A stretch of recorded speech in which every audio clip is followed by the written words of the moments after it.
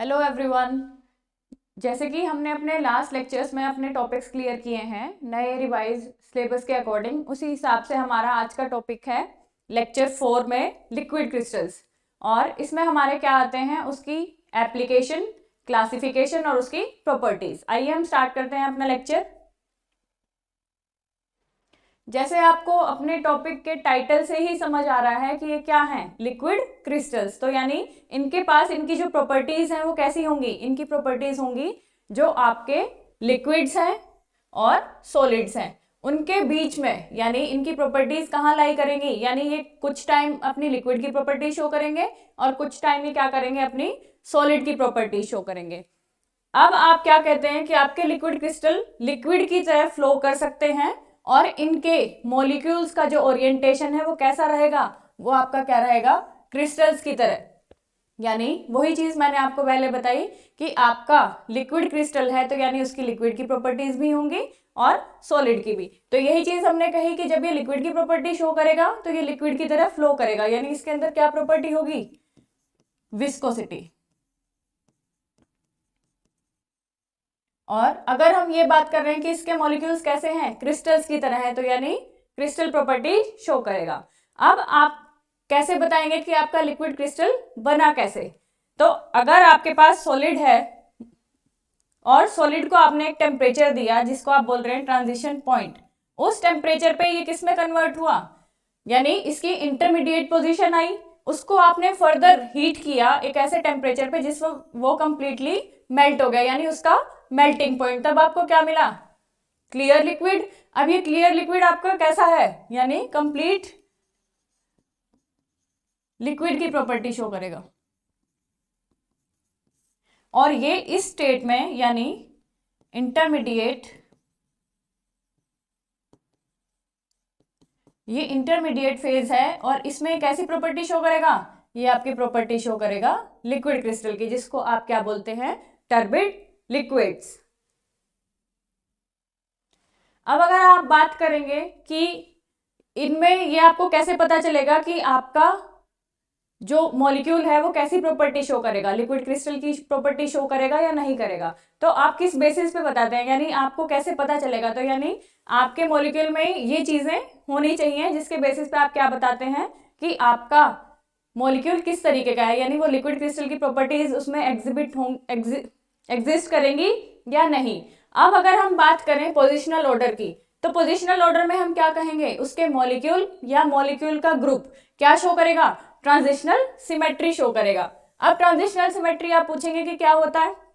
Transitional symmetry ये होता है कि अगर आपके मॉलिक्यूल्स हैं और इन मॉलिक्यूल्स का जो कॉम्बिनेशन है वो इस तरीके से एक है कि आप अगर पूरे मॉलिक्यूल को बीच में से ब्रेक करते हैं तो आपका ऊपर का सिमेट्री और नीचे का symmetry as it is same होना चाहिए। अगर मैं ये कहूं कि ये इनका जो अरेंजमेंट है वो आपका क्या है, सेम है। किसी पॉइंट पे अगर आप देख रहे हैं, अगर आपने उसको किसी हॉरिजॉन्टल या वर्टिकल फेज में इसको ब्रेक कर दिया, तब आपका ये अबव पार्ट, यानी जब आपने इसको 2 पार्ट्स में ब्रेक किया, यानी हॉरिजॉन्टली या वर्टिकली, तो आपके ये दोनों इमेजेस क्या हैं, आपके आइडेंटिकल हैं।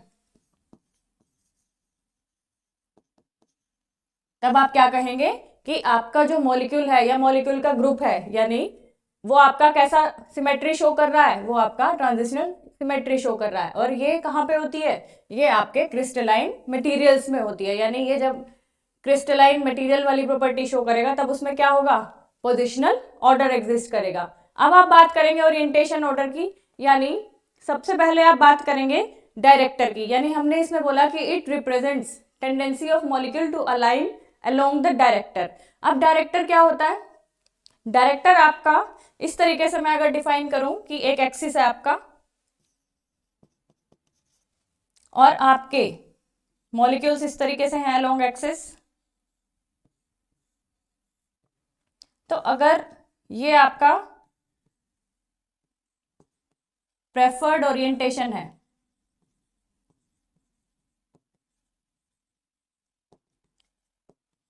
तो इस ओरिएंटेशन में और इस एक्सिस के अलोंग इसका कुछ ना कुछ एंगल होगा, दैट इज थीटा। इस एंगल को आप क्या कहते हैं कि जब भी आपका ओरिएंटेशन ऑर्डर एग्जिस्ट करेगा तो कुछ ना कुछ एंगल होगा। तो अगर आप लिक्विड क्रिस्टल की बात कर रहे हो तो वहां पे एंगल आपका क्या होगा 0 to 45 डिग्रीज।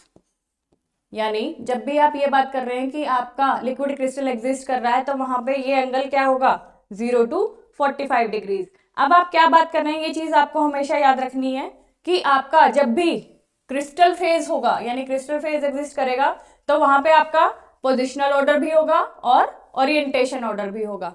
यानी क्रिस्टल फेज के लिए दोनों कंडीशंस नेसेसरी हैं। Above condition that is positional order and the second one is orientation order. अब अगर आप बात करते हैं लिक्विड फेज की कि अगर आपका लिक्विड फेज एग्जिस्ट करेगा तो वहां पे आपको क्या चाहिए, आपका ओरिएंटेशन ऑर्डर तो एग्जिस्ट करेगा लेकिन पोजिशनल ऑर्डर वेरी करेगा, यानी उसमें आपके चेंजेस हो सकते हैं। अब अगर हम बात करें कि लिक्विड क्रिस्टल के लिए एसेंशियल कंडीशंस कौन सी हैं, यानी एसेंशियल रिक्वायरमेंट्स किसी भी मॉलिक्यूल के लिए क्या होंगी, तब हम उसको क्या बोलेंगे लिक्विड क्रिस्टल। तो उसके लिए सबसे पहली कंडीशन क्या है कि वहां पे क्या होना चाहिए, कार्बोक्सिलिक ग्रुप होना चाहिए at the end of the chain. अब आपके पास क्या आता है, molecule must be anisotropic in nature. अब आप पूछेंगे मैम एनाइसोट्रोपिक क्या होता है। अब एनाइसोट्रोपिक को अगर आप डिफाइन करें तो आप बताएंगे डिफरेंट प्रॉपर्टीज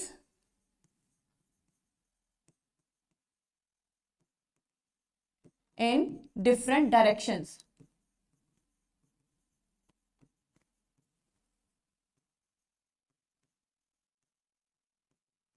यानी आप जब भी उसकी किसी भी प्रॉपर्टी की बात कर रहे हैं, वो आप उसकी ऑप्टिकल एक्टिविटी की बात कर रहे हैं, कोई भी फिजिकल प्रॉपर्टी की बात कर रहे हैं, तो वो प्रॉपर्टी आपकी कैसी होगी, डायरेक्शन डिपेंडेंट होगी। तो यानी आप ये कहेंगे कि आपकी जैसे ही डायरेक्शन चेंज हुई वैसे ही आपकी वो प्रॉपर्टी क्या होगी, हर डायरेक्शन में अपना अलग वैल्यू देगी। तो इसका मतलब क्या हुआ, different property in different direction. अब आप इसके बाद क्या बात करेंगे, थर्ड यानी absence of bulky functional group. Bulky यानी बहुत हैवी फंक्शनल ग्रुप आपका मॉलिक्यूल में नहीं होना चाहिए, अगर होगा तो वो आपको क्या करेगा, लिक्विड क्रिस्टल की प्रॉपर्टीज को कम कर देगा।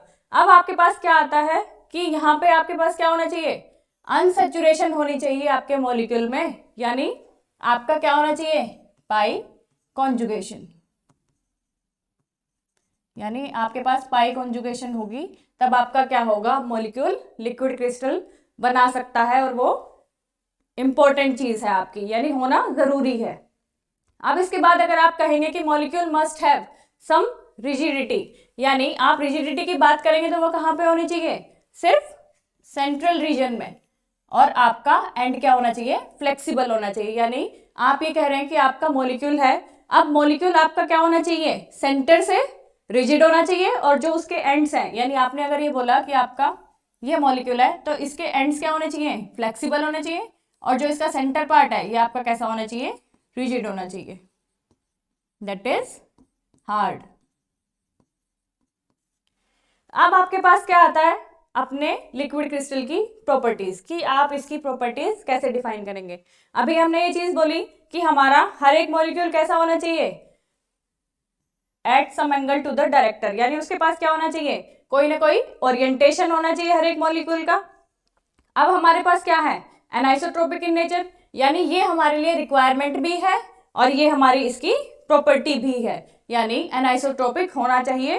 एनाइसोट्रोपिक इन नेचर होगा तभी आपका मॉलिक्यूल कैसा होगा, लिक्विड क्रिस्टल होगा, और ये इसकी प्रॉपर्टी भी है। अगर हम किसी मॉलिक्यूल को ये कह रहे हैं कि वो हमारा लिक्विड क्रिस्टल है तो हम कह सकते हैं कि ये एनाइसोट्रोपिक इन नेचर है।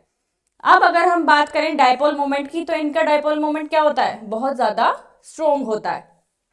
अब लास्ट हम बात करेंगे लिक्विड क्रिस्टल के जो मॉलिक्यूल्स होते हैं वो पैरेलली अलाइन होते हैं एक दूसरे के साथ because of strong intermolecular attraction, यानी मैंने आपको बताया कि ये यहाँ पे क्या होता है, पाई कॉन्जुगेशन है। अब इस पाई कॉन्जुगेशन की वजह से क्या होगा, इंटरमॉलिक्यूलर फोर्सेस जो होंगे आपके वो बहुत ज्यादा स्ट्रॉन्ग होंगे, जिसकी वजह से आपका मॉलिक्यूल क्या करेगा, एक दूसरे को पैरेलल अरेंज करेगा बहुत इजीली। तो ये आपकी क्या है, लिक्विड क्रिस्टल की प्रॉपर्टीज हैं, ये आपको याद रखनी है। अब अगर हम बात करें क्लासिफिकेशन की तो हम क्लासिफिकेशन किस बेसिस पे करेंगे, यानी ये हम करेंगे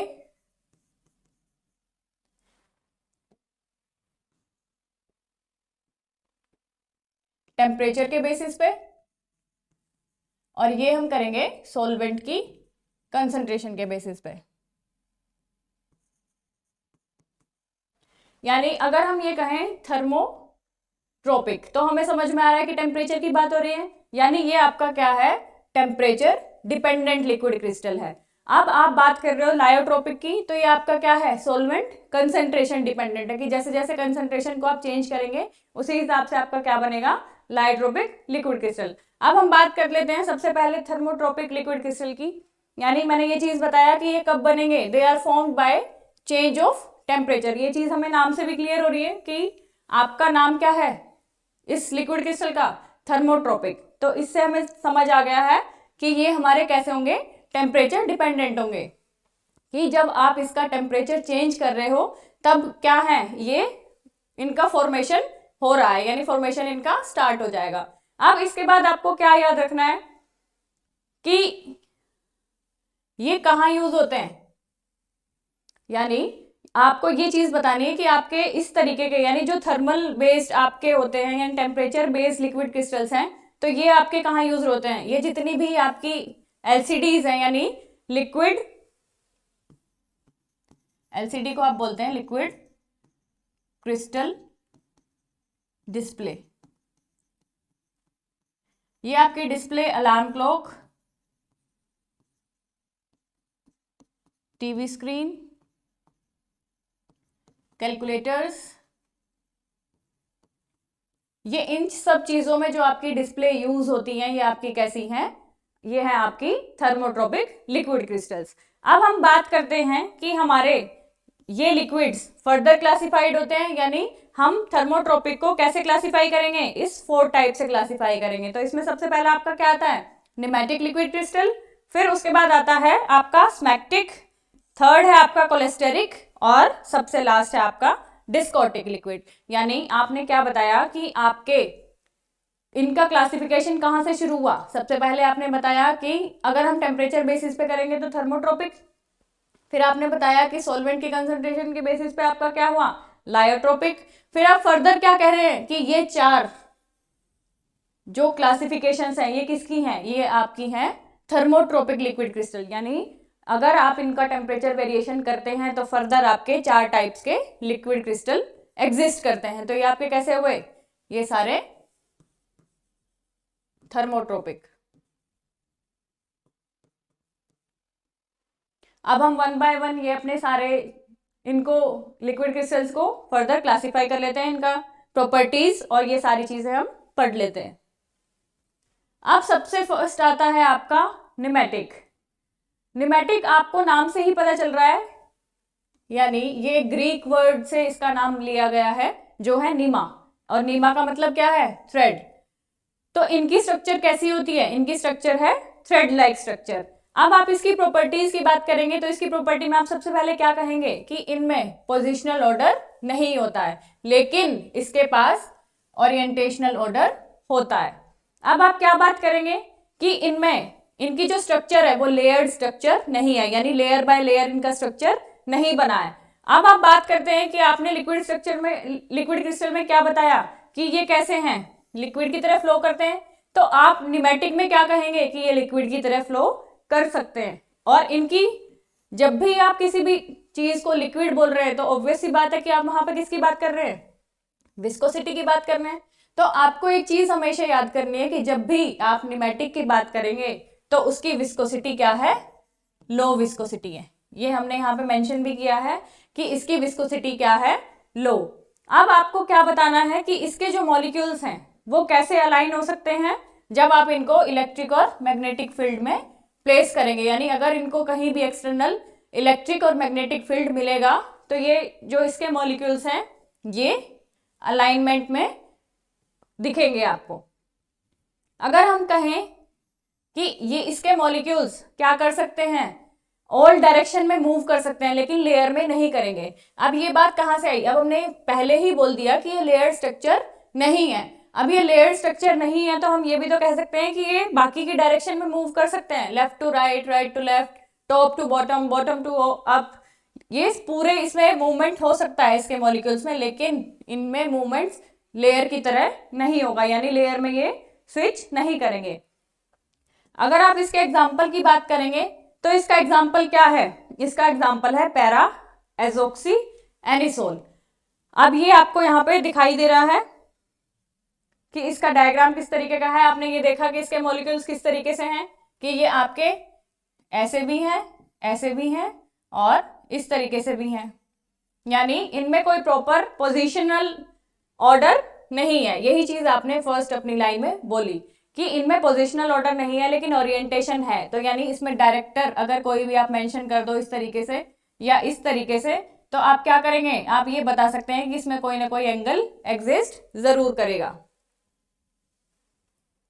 अब आपके पास क्या आता है B part, that is smectic liquid crystal. अब स्मैक्टिक लिक्विड क्रिस्टल कैसे होते हैं, जिनमें आपका मॉलिक्यूल कैसे एग्जिस्ट करेगा, लेयर की फॉर्म में। यानी आपने अभी तक क्या बोला निमेटिक में कि उनमें लेयर्स एग्जिस्ट नहीं करती, लेकिन यहाँ पे आपका मॉलिक्यूल क्या करेगा, लेयर्स बना लेता है। अब इसका एग्जाम्पल आपको सबसे बहुत मतलब आपने सबसे अच्छा एग्जाम्पल इसका याद रखना है कि सोप का जो एग्जाम्पल है वो आपका कैसा है, स्मैक्टिक लिक्विड क्रिस्टल। अब आपका सोप आपने देखा होगा कि स्लिपरी होता है और ग्रीसी टाइप, तो यानी उसके मॉलिक्यूल्स कैसे हैं, स्लिपरी हैं एक दूसरे के साथ, यानी लेयर बाय लेयर आप क्या करते हो उसमें फॉर्म्स बनते चले जाते हैं, तो इसीलिए आप क्या बोलते हो कि वो आपका क्या है, स्मैक्टिक लिक्विड क्रिस्टल।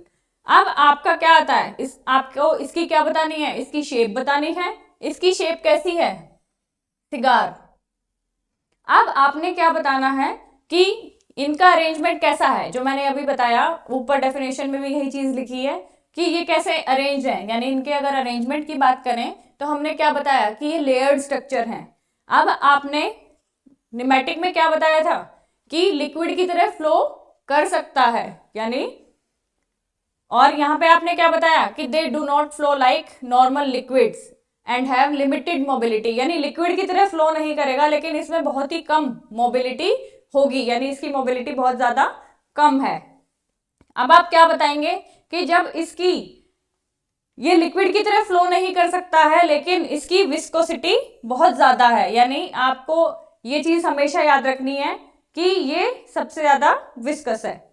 अब आपने क्या बोला 6 पॉइंट में कि जब भी आपने निमेटिक को सिंथेसाइज किया यानी निमेटिक आपका बना, तब वो आपका कैसे बना, बहुत ज्यादा हाई टेम्परेचर पे, लेकिन इसका फॉर्मेशन कैसे हुआ, लोअर टेम्परेचर पे।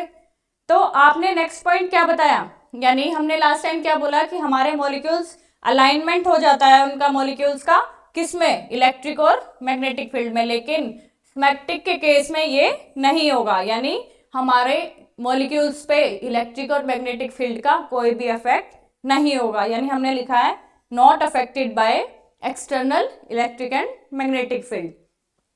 अब इसके बाद आपके पास क्या आता है कि molecules are free to move within layer, यानी हमने सबसे स्टार्टिंग में क्या बताया कि ये कैसा है, यहाँ पे भी हमने बताया इसकी प्रॉपर्टीज में लेयर्ड स्ट्रक्चर है, स्टार्टिंग से हम यही बात कह रहे हैं कि क्या है, लेयर्ड स्ट्रक्चर है।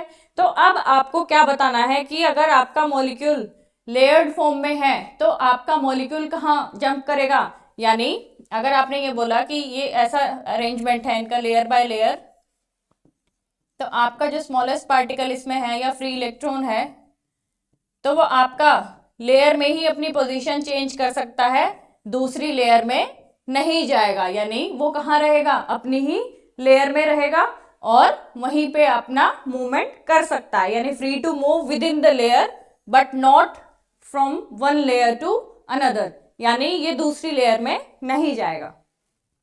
अब आपके पास स्मैक्टिक दो टाइप के होते हैं, यानी पहला आपका स्मैक्टिक ए, दूसरा आपका स्मैक्टिक सी। अब आपने ये बताया कि इनके मॉलिक्यूल्स अलाइंड हैं परपेंडिकुलर टू द प्लेन। अगर आप प्लेन की बात करो तो आपका प्लेन कैसे है, अगर आपने ये लिया कि एक्स एक्सिस है तो आपके मॉलिक्यूल्स कैसे होंगे, यानी इस पे 90 डिग्री शो करेंगे, तो आपने क्या बोला कि ये परपेंडिकुलर है अपने प्लेन पे, लेकिन यहाँ पे अगर आप बात करेंगे तो यहाँ पे आप क्या दे रहे हैं, ये प्लेन के रिस्पेक्ट में क्या है, इंक्लाइंड है, यानी ये कोई ना कोई एंगल बनाते हैं, यानी 90 डिग्री पे नहीं है, उससे कम एंगल बना रहे हैं। अब ये कोलेस्टेरिक लिक्विड क्रिस्टल आपके क्या होते हैं, ये आपके वो लिक्विड क्रिस्टल्स हैं जिनमें आपका असेंशियल कंपोनेंट क्या है, आपका कायरल सेंटर है। अब आपको ये पता होना चाहिए कि आपका कायरल सेंटर क्या होता है, यानी आपका वो कार्बन जो आपका 4 डिफरेंट मॉलिक्यूल्स के साथ कंबाइन करके अपना वैलेंसी कंप्लीट करता है, यानी कार्बन की 4 वैलेंसीज होती हैं, तो इसने अपना क्या किया, 4 डिफरेंट एटम्स के साथ अपना वैलेंसी कंप्लीट किया। तो इसके लिए ये एसेंशियल कंडीशन है कि ये होना बहुत ज्यादा इंपॉर्टेंट है। और आप अगर इसके नाम से इसको डिफाइन करें तो आप क्या बोलेंगे कि ये क्या है, कोलेस्ट्रॉल के डेरिवेटिव्स हैं। अब आपको इसकी प्रॉपर्टी बतानी है कि इसकी प्रॉपर्टी कैसी होती है, तो हम क्या कहेंगे कि इसमें हमारा अरेंजमेंट कैसा है कि लेयर टाइप है स्मेक्टिक की तरह, यानी स्मेक्टिक लिक्विड क्रिस्टल में जैसे आपकी लेयर्स बनती हैं वैसी ही आपकी इसमें लेयर्स बनती हैं। जैसे आपको डायग्राम में यहाँ भी समझ आ रहा है कि ये भी लेयर्स हैं और ये भी डिफरेंट लेयर्स हैं। अब आपने एक चीज देखा है कि हर एक लेयर किसी एंगल पे टिल्टेड है और एक लेयर दूसरी लेयर के साथ क्या करेगी, कंप्लीट 360 डिग्री का टर्न लेगी एक हेलिक्स बनाने के लिए। यानी आपका ऐसा शेप अगर देखें तो अगर ये आप देखो तो ये पूरा क्या है, 360 डिग्री का टर्न है। अब आप क्या बात कर रहे हैं कि इनकी स्ट्रक्चर कैसी है, न्यूमेटिक फेज की तरह है, सिमिलर टू न्यूमेटिक फेज, तो इसीलिए आप इनको क्या बोलते हैं, कायरल न्यूमेटिक्स बोलते हैं। अब आपका क्या आएगा कि जितना भी डिस्टेंस एक डायरेक्टर, यानी जो मैंने आपको बताया अभी लास्ट में एक्सप्लेन किया था कि डायरेक्टर क्या होता है, अगर डायरेक्टर एक डिस्टेंस कवर कर रहा है एक टर्न कंप्लीट करने में, तब आप उसको क्या बोलते हैं, उसकी पिच बोलते हैं। अब पिच आपकी किस पे डिपेंड करेगी, प्रेशर पे, इलेक्ट्रिक और मैग्नेटिक फील्ड पे, और ये इनवर्सली प्रोपोर्शनल है, यानी pitch inversely proportional to temperature, यानी जैसे जैसे टेम्परेचर बढ़ेगा पिच आपकी कम हो जाएगी। यानी इनवर्सली प्रोपोर्शनल का मतलब है कि आपका एक फैक्टर अगर बढ़ रहा है तो दूसरा फैक्टर आपका कम हो जाएगा। अब आपके पास क्या आता है इसका लास्ट, यानी हमने क्या बोला था कि थर्मोट्रोपिक आपके 4 टाइप्स के हैं, तो आपका लास्ट वन क्या है, डिस्कोटिक लिक्विड क्रिस्टल। अब डिस्कोटिक को आप क्या डिफाइन करेंगे, आप ये बताएंगे कि ये आपके क्या है, एटॉमिक कोर से बना है, यानी इनमें मेनली क्या है आपका एटॉमिक यानी एरोमेटिक रिंग, और एरोमेटिक रिंग के चारों तरफ क्या है, फ्लेक्सिबल एल्काइल चेन। अब आपको क्या बताना है, इसकी प्रॉपर्टीज क्या है, इनकी सबसे पहली प्रॉपर्टी क्या है कि इनकी डिस्क लाइक शेप है, जैसे आपको यहाँ पे डायग्राम में दिखाई भी दे रही है कि इनकी स्ट्रक्चर कैसी है, डिस्क लाइक। अब आपने ये चीज बताया कि इनमें क्या है, एरोमेटिक कोर, तो एरोमेटिक कोर में ऑब्वियस सी बात है पाई कॉन्जुगेशन होगा। अब इस पाई कॉन्जुगेशन की वजह से क्या रहेगा, चार्ज ट्रांसफर इजिली होगा। अब आप क्या बताएंगे कि आपका डिस्कोटिक लिक्विड क्रिस्टल भी 2 टाइप का है, पहला डिस्कोटिक न्यूमेटिक और दूसरा आपका डिस्कोटिक कोल्यूमिनर। यानी आपको नाम से ही समझ आ रहा है कि आपका ये कैसा है, यानी लेयर्स तो बन रही हैं, यानी ये आपका क्या बना रहा है, स्टैक्स बना रहा है, इधर वाला भी और इधर भी। लेकिन अगर आप डिस्कोटिक कोल्यूमिनर की बात करें तो ये स्टैक्स कैसे बन रहे हैं, इन फॉर्म ऑफ कॉलम बन रही हैं। यही चीज आपने यहाँ पे बताया कि कोल्यूमिनर फेज में आप क्या बात कर रहे हो, हैव कॉलम लाइक स्ट्रक्चर, और यहाँ पे क्या बन रहे हैं, आपके स्टैक्स बन रहे हैं, किसमें, डिस्कोटिक न्यूमेटिक में। अब हम बात करते हैं नेक्स्ट अपने लायोट्रोपिक लिक्विड क्रिस्टल की। लायोट्रोपिक हमने बताया कि ये किसकी वजह से बन रहे हैं, change in concentration of solvent, और समटाइम्स हम क्या बोलते हैं कि ये तब बनते हैं जब आपका टेम्परेचर चेंज हो रहा है, यानी स्पेसिफिकली आप क्या बोलते हैं, change in solvent, but sometimes in exceptional cases we talk about change in temperature. अब आपका क्या आता है इसकी प्रॉपर्टीज, जैसे हमने सब में डिस्कस करी है तो यहाँ पे भी हम करेंगे। तो इनमें क्या है, सबसे पहले तो यही है कि ये क्या है, कंसंट्रेशन डिपेंडेंट है, और कंसंट्रेशन किसकी, हमारे सॉल्वेंट की। अब आपने क्या बोला कि जब भी आप लायोट्रोपिक की बात करेंगे तो कंसंट्रेशन की बात करेंगे, तो अगर हमारे पास long chain saturated fatty acids है और इनसे आप क्या बना रहे हैं, लायोट्रोपिक लिक्विड्स बना रहे हैं, तो हमें पता है कि हमारे पास सॉल्वेंट होना चाहिए, और सॉल्वेंट हम कहां तक ऐड करेंगे, उसकी क्रिटिकल कंसंट्रेशन तक। अगर हमने इसको ऐड किया तो हमारा क्या होगा, ये लायोट्रोपिक लिक्विड क्रिस्टल बनने शुरू हो जाएंगे। अब अगर हमने उसकी कंसंट्रेशन को इतना बढ़ा दिया कि वो कंसंट्रेशन कितनी हुई, सॉल्वेंट की कंसंट्रेशन बियॉन्ड क्रिटिकल कंसंट्रेशन, यानी जहां पे आपका लिक्विड क्रिस्टल बनना शुरू हुआ था लायोट्रोपिक फॉर्म का, अब उसके बाद आपका क्या होगा, आइसोट्रोपिक सॉल्यूशन बनना शुरू हो जाएगा, यानी ऐसी प्रॉपर्टी लिक्विड की जहां पे डिफरेंट डायरेक्शंस में आपकी उसकी सारी फिजिकल प्रॉपर्टीज कैसी होंगी, सेम होंगी। अभी तक हम क्या कह रहे थे, एनाइसोट्रोपिक की बात कर रहे थे। अभी तक हमने बात करी थी एनाइसोट्रोपिक की, तो वहां पे क्या था, डिफरेंट प्रॉपर्टीज और डिफरेंट वैल्यूज हमें उनकी मिल रही थी। लेकिन अगर एनाइसोट्रोपिक की बात करते हैं, जो हमने अभी तक थर्मोट्रोपिक में बात करी, वो हमारा क्या प्रॉपर्टी थी, एनाइसोट्रोपिक। अब इसमें हमारा क्या आता है, सबसे इंपॉर्टेंट हमारा सोप का एग्जांपल आता है, सोप या फिर सरफेक्टेंट। अब आपने नॉर्मल लाइफ में देखा होगा कि जैसे ही आप अपना सोप यूज करते हैं या फिर डिटर्जेंट यूज करते हैं क्लोथ्स को क्लीन करने के लिए, तो उसमें आपका क्या है, एक आपका हेड और ये आपका टेल। अब आपने ये देखा कि इसमें क्या होता है, एक पॉइंट पे, यानी जब आपकी क्रिटिकल कंसंट्रेशन आ जाती है, यानी आपने सफिशिएंट अमाउंट ऑफ सरफेक्टेंट या सोप ऐड कर दिया है पानी में, तब आपका क्या आता है कि ये मिसेल्स बनने शुरू हो जाते हैं। अब ये मिसेल्स आप देख रहे हो कि ये कहाँ पे बनने शुरू होते हैं, जहां पे आपका डर्ट होता है, यानी आप मेनली बात करते हो कोलाइडल सॉल्यूशन की। तब आप क्या बात कर रहे हैं कि आपका ये जो हेड है, ये आपका क्या है, ये आपका हाइड्रोफिलिक, ये आपका हाइड्रोफिलिक पार्ट है, यानी वाटर लविंग, और ये आपका हाइड्रोफोबिक, यानी वाटर हेटर्स।